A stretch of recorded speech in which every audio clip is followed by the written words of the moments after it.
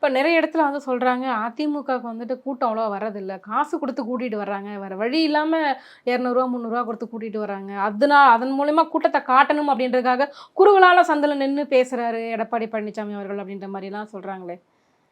அதாவது சரிங்க, பணம் குடுத்து கூட்டுற கூட்டம் மழை வந்துச்சுன்னா என்ன பண்ணும்? ஓடிடுவாங்க. தலை தெறிச்சு ஓடுவாங்கல்ல. ம். நீங்க எவ்வளவு பணம் கொடுத்தாலும் என்ன காரணம், மழைன்னு ஒரு காரணம் வந்துட்டுனா யாரும் எதுவும் சொல்ல மாட்டாங்க, நம்ம ஓடி போயிடலாம்னு நினைப்பாங்க. அதுதான் வந்து ஒரு பணம் கொடுத்து வர்ற கூட்டத்தோடைய மனநிலையா இருக்கும். ஆனா இந்த இடத்துல பாத்தீங்கன்னா அந்த கூட்டம் அசரவே இல்லை. அதற்கு தகுந்தாற் போல திரு எடப்பாடி கே பழனிசாமி அவர்களும் குடை பிடிக்க வர்றவங்களை கூட மக்கள் நினைக்கிறாங்க எனக்கு மட்டும் கொடை பிடிக்காதீங்கன்னு அந்த கொடையை கூட அவர் வேண்டான்னு அவாய்ட் பண்றாரு.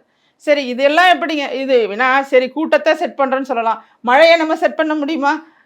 மழையை வந்து நாம இப்போ செயற்கை மழையா போய் வச்சு அங்கே செட் பண்ணிட்டு இருக்காங்க. அதனால பேசுறவங்களுக்கு அந்த தாங்கி கொள்ள முடியாம திமுகவுடைய பயம் இருக்குல்ல, அதில் என்ன சொல்றது என்ன பண்ணுறதுன்னு தெரியாமல் அவர்களுடைய மனநிலை ஏதாவது ஒன்று செய்து இவர்களை வந்து இவ்வளோ கூட்டம் எப்படி வருது, இவ்வளோ பேர் எப்படி வராங்கங்கிறத தாங்கிக்க முடியாமல் இப்போ என்ன பண்ணுறாங்க, இந்த ஆம்புலன்ஸ் விடுறதா இருக்கட்டும், உதயநிதி அவர்கள் இப்போ பேச தொடங்கியிருக்க முறையாக இருக்கட்டும், இது எல்லாமே வந்து அதிமுகவுடைய இந்த சுற்றுப்பயணம் எவ்வளவு தூரம் மக்களுக்கு போய் சென்றடைஞ்சிருக்குங்கிற உளவுத்துறை ரிப்போர்ட் இருக்குல்ல, அது அவர்களை பயமுறுத்துதுன்னு தான் நான் சொல்கிறேன்.